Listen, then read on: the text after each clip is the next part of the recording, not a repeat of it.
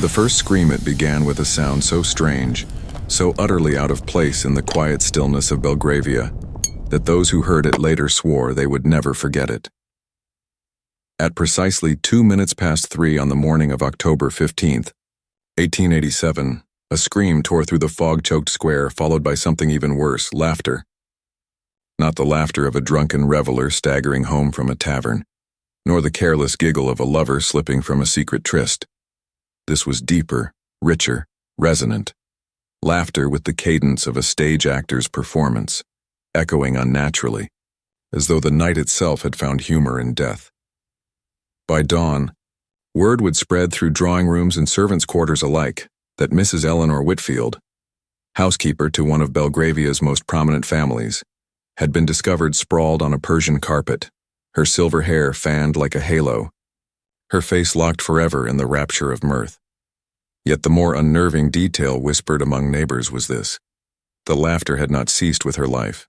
Hours after the police surgeon declared her dead, residents across the square claimed they still heard it, faint but insistent, spilling from behind the Harrington family's shuttered windows. And so began the case the newspapers would christen the Laughing Man murders. A house in Fog, the city of London, that autumn seemed to belong less to the living than to the fog. It crept up from the Thames like a thief, slithering through alleyways, curling around the iron railings of Belgrave Square, and smothering the proud white facades of its Georgian townhouses. By day it turned the gas lamps into ghostly orbs, and muffled the wheels of hansom cabs until they seemed to float through air rather than roll over cobblestone. By night it transformed familiar streets into alien landscapes, where even the confident footfall of a policeman's boots could falter, and a man might walk a dozen steps before realizing he had lost his way entirely. It was on such a night that Lady Margaret Harrington returned from the Royal Opera House, restless beneath the weight of her emerald silk gown. She dismissed her coachman, climbed the slick stone steps, and froze. The great mahogany door, which Mrs. Whitfield, rigid and precise, always secured at 10 o'clock sharp, stood ajar, its brass knocker catching the sickly glow of the gas lamp. A thin ribbon of light spilled onto the fog-shrouded street as though the house itself exhaled secrets. Her first instinct was concern. Eleanor Whitfield, after 23 years of impeccable service, did not make mistakes. Had illness struck? Or perhaps, and here Lady Margaret's heart quickened, had an intruder dared breach Belgravia's sanctity? With one gloved hand, she pushed the door wider, calling softly into the gloom, "Mrs. Whitfield, Eleanor, are you quite well?" The silence that answered was broken only by the hiss of gas jets and the muted thump of her own heartbeat. A scene of theater. The drawing room smelled faintly of coal smoke and something sweeter, sharper, a chemical tang that caught at the back of the throat. Curtains lay ripped from their rods, porcelain shattered across cushions, and books sprawled across the carpet like soldiers fallen in battle. At the room's center, lit by the flicker of a wavering gas jet, lay Mrs. Whitfield. She had been positioned deliberately, as though staged for an audience. Hands folded neatly across her chest, her silver hair arranged with eerie tenderness. But her face was a grotesque masterpiece.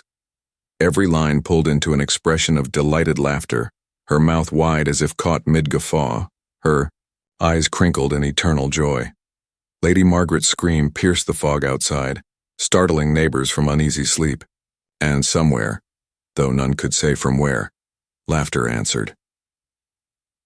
Enter the inspector at dawn. Inspector Edmund Harwick stepped from the fog like a man conjured by the city itself. Tall, gaunt, his prematurely gray hair lending him the air of a scholar, Harwick was no stranger to death. For 15 years he had walked London streets, rising from Whitechapel constable to Scotland Yard's most meticulous detective. But nothing in that long service had prepared him for what awaited. "Blimey, sir," whispered Constable Thornbury, young enough still to pale at his first corpse. "It's as if she died laughing." Harwick knelt, studying the scene with a craftsman's care.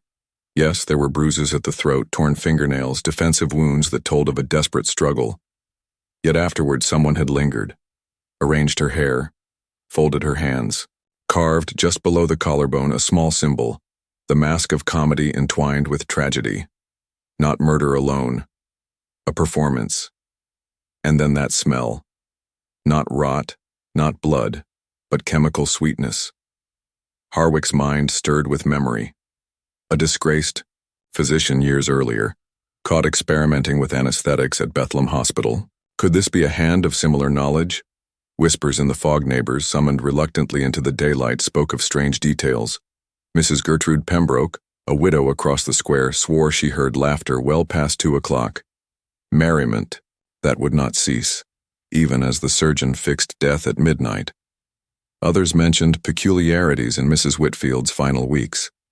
Her habit of speaking to herself in different voices, accents shifting as though she rehearsed a play for invisible company. Harwick noted it carefully. A woman dabbling in theater, laughter carved upon her, a mask etched into flesh. The pattern teased him, though its meaning eluded grasp. The illustrated police news would, within days, splash lurid sketches across its pages.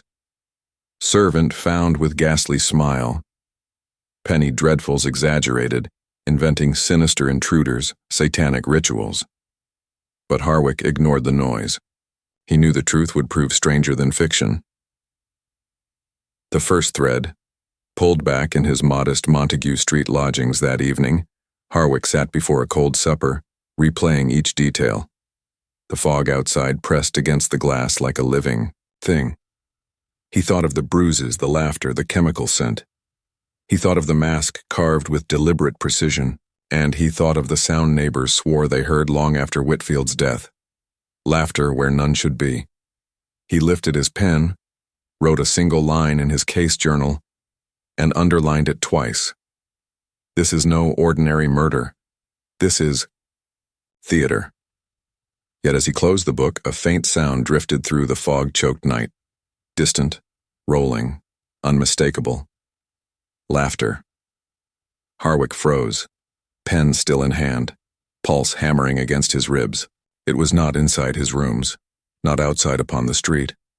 It seemed to come from everywhere at once, echoing faintly through the fog, as though the city itself was amused.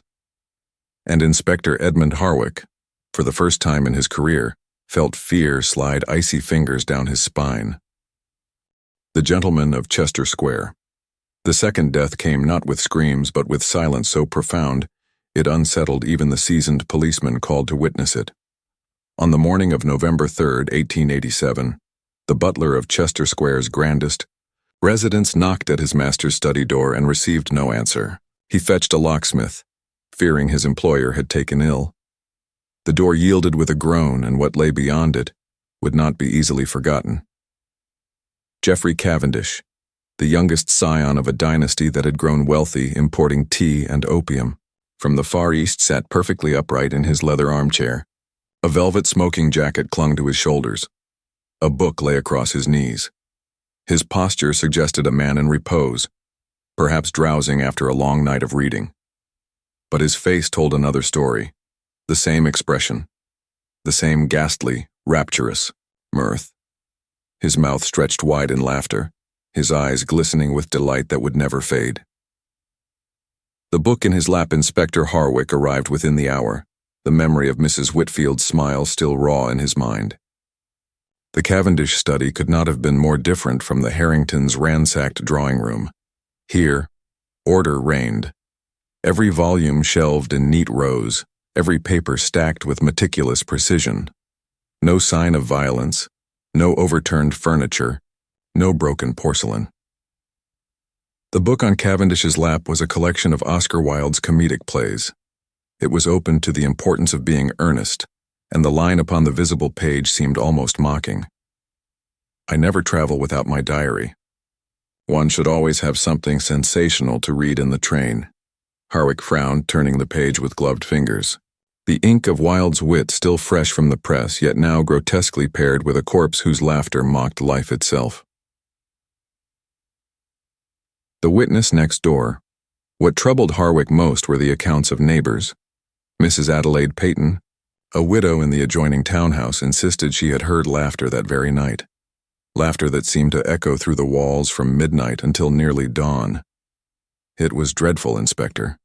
she whispered over tea, her wrinkled hands trembling as they clutched the cup. Not joyful in the way one laughs at a fine jest, but relentless, like an actor repeating his lines again and again. I closed my ears, but still it came. I do not believe it ceased until 4 in the morning. The police surgeon, however, was certain Cavendish had died before 11. Once again, laughter outlived its owner. A secret compartment, Constable Thornberry, eager to redeem his queasy showing at the Whitfield scene, made a discovery in Cavendish's study that would alter the course of the investigation. Behind the desk paneling lay a hidden compartment, revealed by a hairline crack in the mahogany. Within it rested a leather-bound diary, its spine worn from use. Harwick read the first entry aloud, his voice low, each word chilling the room further. I have become convinced that society wears masks more elaborate than any worn upon the stage. Polite smiles, restrained laughter, these are but costumes. What I seek is authenticity, the raw, ungoverned expression of true emotion. Mrs. Whitfield showed promise. I must study her further. Thornberry swallowed hard. Sir, you don't think— I think, Harwick interrupted grimly, that Mr. Cavendish was no mere victim. Dr. H. The later entries told of a collaborator known only as Dr. H. Cavendish described compounds that could bypass social conditioning and induce authentic response. He spoke of early trials, of laughter that could not be suppressed, of joy so powerful it drowned out fear, and then, most damning of all, tomorrow evening, Dr. H. assures me, the formula will be perfected. I have volunteered myself as subject. The experiment must be recorded in full detail. If successful, I will at last discover what lies beneath the mask of man. The ink trailed into a blot at that point, as though the pen had slipped mid-word. Harwick closed the diary, his jaw tight. Whitfield's mutilation, Cavendish's staged serenity, neither were accidents. They were experiments. Echoes in the square that night. Harwick lingered outside Chester Square, watching the fog swirl around gas lamps, listening to the city's restless breath. The great houses loomed like silent witnesses. And then, faint but unmistakable, he heard it again. Laughter. Not one voice but two, overlapping. One high, one low, echoing from nowhere, from everywhere, seeping through the fog as though the city itself had joined the performance. Harwick's hand went instinctively to the revolver beneath his coat, though he knew bullets could not harm sound. His heart pounded, with the realization that the stage was widening. This was no longer about one death or even two. The performance was ongoing, and he had just been invited into its audience. The doctor without a license, Inspector Edmund Harwick, was not a man easily unsettled, yet the pages of Geoffrey Cavendish's diary haunted him long after he left Chester Square. The words Dr. H. lingered like a half-heard whisper, insinuating themselves into his dreams until he woke with sweat cooling on his skin. London in 1887 was a city intoxicated by science. Every week, gentlemen's clubs and lecture halls filled with crowds eager to hear the latest theories. Electricity harnessed for light, bacteria revealed under microscopes, even whispers of invisible germs that could travel from one body to another. Progress seemed unstoppable, inevitable. And yet Harwick knew too well that the line between progress and madness was perilously thin. It was that line he would have to walk if he hoped to unmask the laughing man. The lecture, that should never have been at the Royal Institution on Albemarle Street, Harwick found his first lead. The doorman, a grizzled fellow with eyes like clouded glass, recalled the name. Dr. Sebastian Hartwell, sir. Lectured here last winter. Quite the draw he was. Filled the hall for 3 consecutive evenings. Topic was the science of human expression. Harwick paid for a bundle of broadsheets from the archives and read through them by lamplight in his modest lodgings. The reports described Hartwell's demonstrations in unnerving detail.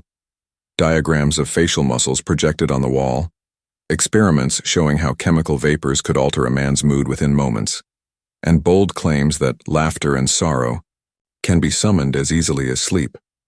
To the fashionable crowd of London's elite, it was dazzling theater masquerading as science. To Harwick, it was a manifesto. A physician in ruin. 3 days later, Harwick sat in the cluttered study of Professor Marcus Rothwell, a scholar of experimental psychology at University College. The room smelled of old leather and ink, and books, crowded every surface like restless sentries. Sebastian Hartwell, Rothwell said at last, polishing his spectacles. Brilliant once, Edinburgh-trained, licensed in London. He had a practice in Harley Street, fashionable clients, reputation for curing nervous ailments. But his methods grew, unconventional. He claimed to have discovered a chemical pathway to the emotions themselves. The professor's voice dropped, as though the books themselves might overhear. 3 years ago, he was accused of conducting unauthorized trials at Bethlehem Hospital. Patients raving with joy, sobbing without cause, their faces twisted into grotesque parodies of feeling. When the scandal broke, he vanished. His license was revoked. Officially, he no longer exists. Harwick tapped Cavendish's diary. And yet he exists enough to conduct experiments still. Lodgings in Bloomsbury tracing. Hartwell's name through old bills of sale. Harwick arrived at a boarding house in Bloomsbury. Its landlady, Mrs. Agnes Butterworth, was a round woman with flour-dusted hands and the wary eyes of one who has seen more than she cares to admit. "Dr. Hartwell?" she repeated, wiping her palms on her apron. A polite lodger, always paid his rent. But strange, Inspector, very strange. His room smelled constantly of sweet smoke. And at night, oh, forgive me, but I heard voices, many voices, sometimes laughing, sometimes crying. Yet he lived alone. She showed Harwick the now vacant room. Dust veiled the furniture, but behind a false wall the inspector discovered what the woman had not dared disturb: glass retorts, stoppered vials, a blackened burner, and notebooks, dozens of them, filled with cramped handwriting and grotesque anatomical sketches. One passage stopped Harwick cold. Subject begins laughter at 15 minutes, escalates to ecstasy at 45.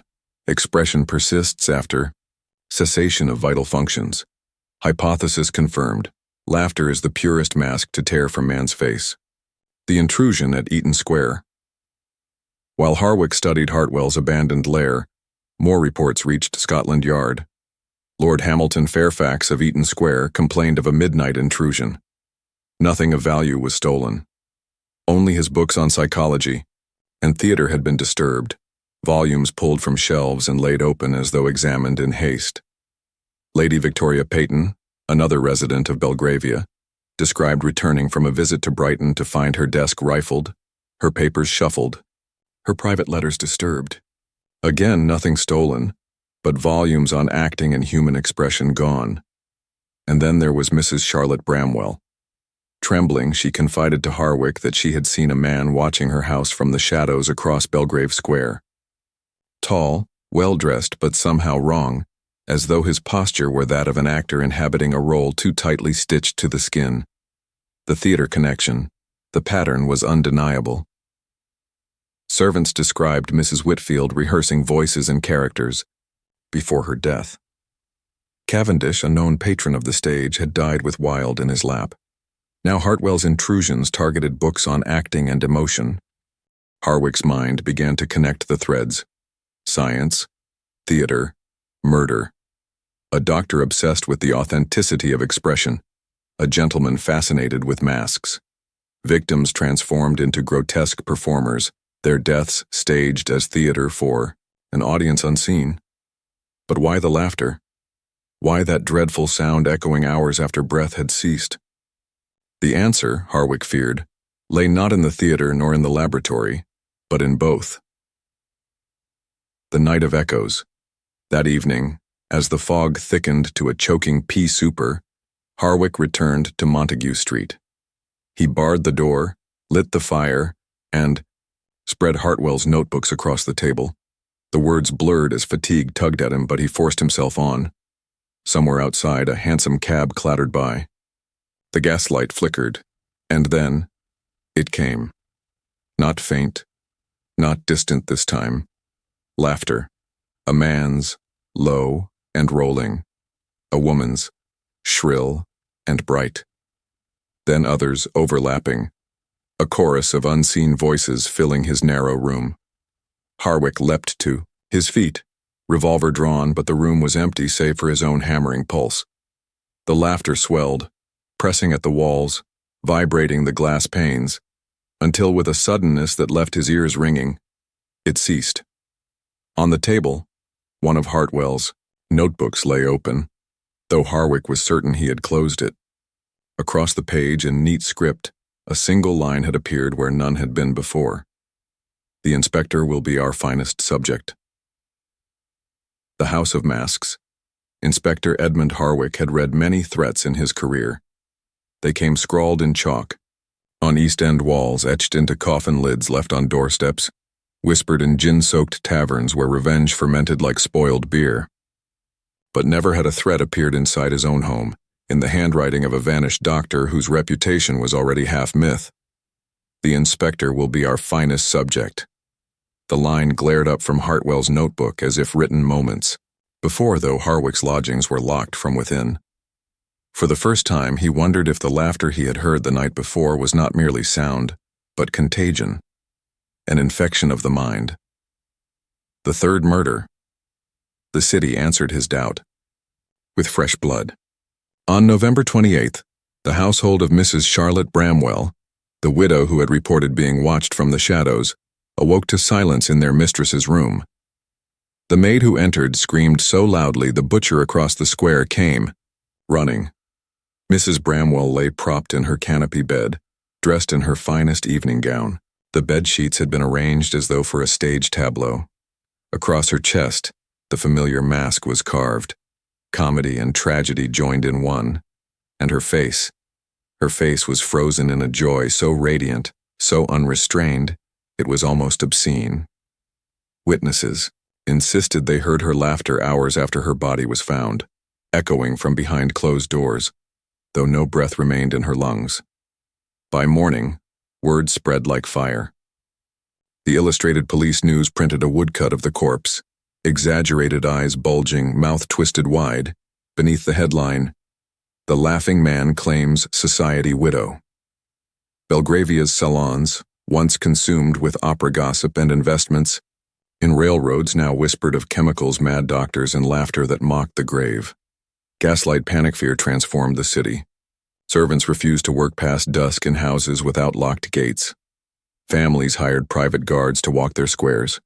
At the opera, ladies in gowns whispered behind fans, their eyes darting to the upper balconies as though expecting to see the murderer himself seated in a shadowed box laughing at the performance. Theaters began to lose patrons, yet curiously, smaller music halls flourished. Rumors spread that in certain venues, audiences had witnessed a man laughing through entire tragedies. His mirth so wild it infected others in the crowd, until whole rows were chuckling uncontrollably through death scenes. The newspapers called it laughing sickness. Doctors dismissed it as hysteria. Harwick suspected otherwise. The mask maker. In his search for leads, Harwick called on an eccentric craftsman in Drury Lane, Jeremiah Collier, a mask maker whose papier-mâché visages supplied theaters from the Strand to Covent Garden. Collier was a gaunt man with eyes rimmed red from glue fumes. He listened as Harwick described the symbol carved into the victim's flesh, then shuffled to a drawer and produced a brittle sketch. Comedy and tragedy, aye, but not just theater, Inspector. That's the Greek mask of Jalos. Laughter itself. Old Hartwell was here months ago, asked me for copies. Wanted masks exaggerated to the point of grotesque. Said he needed them for a lecture. The inspector studied the curling lines of the sketch. This was no idle doodle. Hartwell was branding his victims with the very symbol of his obsession, turning murder into performance art. The trail to the Adelphi theaters whispered Hartwell's name as though it might summon him. Stagehands swore a tall gentleman had attended multiple rehearsals, offering unsolicited notes about how actors should summon authentic laughter. One manager confided that the man had pressed money into his hand, urging him to allow a demonstration using chemical vapors. Said, The audience would laugh without knowing why. I told him never to return. Harwick pieced together the trail. All sightings pointed toward the Adelphi Theatre on the Strand, a grand building whose gaslit facade shimmered each night like a palace of illusions. And yet, when Harwick visited, the theater stood closed. A sign announced repairs. The doors, however, bore fresh scratches as though opened frequently. The midnight rehearsal Harwick returned that night, revolver beneath his coat, and slipped through the alley by the stage door. Inside, the theater yawned like a cavern of ghosts, rows of empty seats swallowed in shadow, the proscenium arch looming like a gateway. On the stage burned a single calcium light, hissing as it cast stark white brilliance. And there, at its center, a figure moved. Not Hartwell, not Cavendish, a man in a mask. The comedy mask, its painted grin wide enough to split the skull. He stood facing the empty seats, bowing, then straightening, then bowing again, as though receiving applause only he could hear. And then, as Harwick's boot creaked against the wooden floor, the masked figure turned. The mask was not papier-mâché. It was skin. Human skin, stretched and shaped, the eye holes slick with something too wet to be paint.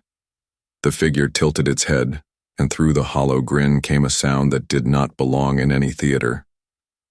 Laughter, deep, endless, echoing off every wall. The society of pure expression.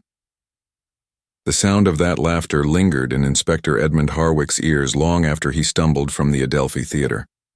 It was not simply noise, it was a pressure, a contagion that threatened to hollow him from within. Every shadowed street lamp seemed to snicker as he passed beneath. Every hansom cab that rattled by seemed ready to burst into mirthless glee. Yet when he returned to Scotland Yard and described the figure in the skin-forged mask, his fellow officers shifted uncomfortably, as though embarrassed for him. Fog plays tricks, one muttered. Another suggested fatigue. But Harwick knew the truth. London itself was becoming a stage, and he was already written into the script. The Whispering Club. His search for allies led him not to policemen, but to a young medical student named Thomas Whitmore. Nervous, pale, and smelling faintly of ether, Whitmore confessed that he had once been part of Hartwell's circle. "We met at the Enham Club, Inspector," Whitmore whispered. "It wasn't a club in the social sense, more a gathering of those who wished to witness what Dr. Hartwell called authentic demonstrations. Men of learning, patrons of the arts, a few aristocrats who wanted novelty." He hesitated, then added, "They called themselves the Society of Pure Expression. To them, Hartwell wasn't a criminal, he was a pioneer." The words lodged in Harwick's mind, like splinters. It was not merely Hartwell, it was a network. The hidden ledger Whitmore led Harwick to a bookshop off Charing Cross Road, its proprietor an elderly man with tobacco-stained fingers who kept a locked cabinet of special materials for select clients. There, beneath false floorboards, they unearthed a ledger bound in black leather. Inside were names, dozens of them, written in a hand Harwick recognized from Hartwell's notebooks. Some were expected: Geoffrey Cavendish, Sebastian Hartwell himself. But others chilled the inspector to the bone: members of Parliament, prominent physicians, theater patrons, even a judge who had presided at the Old Bailey. Each name was marked with cryptic annotations: euphoria trial, fear subject, mask candidate. The scope of it stunned him. London's elite had not merely ignored Hartwell, they had funded him. The underground salon following a re. Lead scribbled in the margins of the ledger. Harwick infiltrated a gathering in a townhouse off Eaton Square. To any passerby, it was a dinner party complete with candlelight violins and champagne. But once the servants were dismissed, the doors locked, the true performance began. A woman in silk was ushered to the center of the drawing room. She sat, in a chair as though volunteering for a parlor game. A vial was uncorked. Sweet, cloying fumes filled the air. Within minutes her face contorted, first into surprise, then bubbling laughter that shook her frame. Tears streaked her cheeks, yet the laughter rose, unstoppable, grotesque. The assembled guests applauded as though watching a comic farce. Some took notes. One elderly lord whispered, "At last joy unmasked." Harwick's hand hovered at his revolver, but he forced himself still. To reveal himself too soon was to die before he understood the scale of this horror. The revelation later, in the chilled alley outside, Whitmore trembled. "Don't you see, Inspector? They believe Hartwell has found the key to the soul. They no longer care if it kills the subject. To them, it is data. They think history will remember them as visionaries."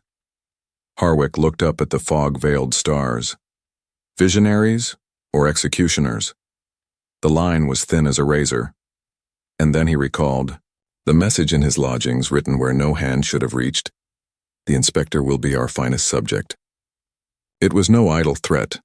He was not merely pursuing them. They had already written him into their performance. The fire at Montague Street. He returned home late that night, every step wary, every sense strained. Yet nothing could prepare him for what awaited. The door to his modest lodgings hung ajar. Smoke curled from within. Harwick burst inside to find flames licking his bookshelves, the case notes he had compiled reduced to ash. And in the center of his sitting room, nailed to the wall above the fire, hung a mask, not papier-mâché, not painted. A human face, stretched, grinning, hollow-eyed, and beneath it scrawled across the plaster in soot and blood, "Act 5 belongs to you, Inspector." The final performance. Inspector Edmund Harwick never forgot the fire at Montague Street. The charred books, the stench of scorched paper, the mask nailed above his hearth like a trophy. But what gnawed most was the inscription, "Act 5 belongs to you," which meant there was an Act 6, and Harwick had a dreadful suspicion of where it would be staged. The invitation, it arrived the following morning. An ivory envelope slipped under the yard's front doors, addressed in a hand both elegant and familiar. Inside was a single sheet of vellum, the Adelphi Theater, midnight. "The audience awaits their inspector. No signature, no need." The society was calling its play to completion. Return to the Adelphi at midnight. The Strand was swallowed in fog, its gas lamps mere islands of jaundiced light. Harwick approached the Adelphi, its facade looming like a mausoleum. The great double doors stood open, yawning black. Inside, the theater was ablaze with calcium lights, but the seats were not empty.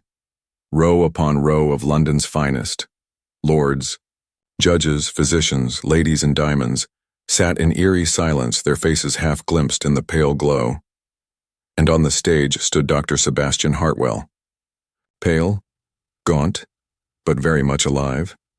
At his side, the familiar figure of Geoffrey Cavendish, his velvet waistcoat immaculate, his smile too wide. "Welcome, Inspector," Hartwell called, his voice resonant, trained by lecture halls and obsession. At last, the final act, the demonstration. The stage had been transformed into a laboratory of horrors. Retorts bubbled, vials shimmered with liquid gold and violet fumes. At the center stood a chair, iron restraints bolted to its arms. "You have witnessed fragments of our work," Hartwell continued. "Now you shall see completion. The society demanded proof, and tonight you will provide it." From the audience came the polite tap of gloved hands against programs, as though this were merely another evening's entertainment. Harwick's revolver was heavy in his pocket, but 100 witnesses sat between him and escape. He was no longer an investigator. He was a specimen. The trap springs Cavendish advanced with a vial. "This, Inspector, is the perfected essence, not joy, not terror, but truth itself. It strips away the social mask. You will laugh, yes, but not in mockery. In revelation." Harwick clenched his jaw, calculating.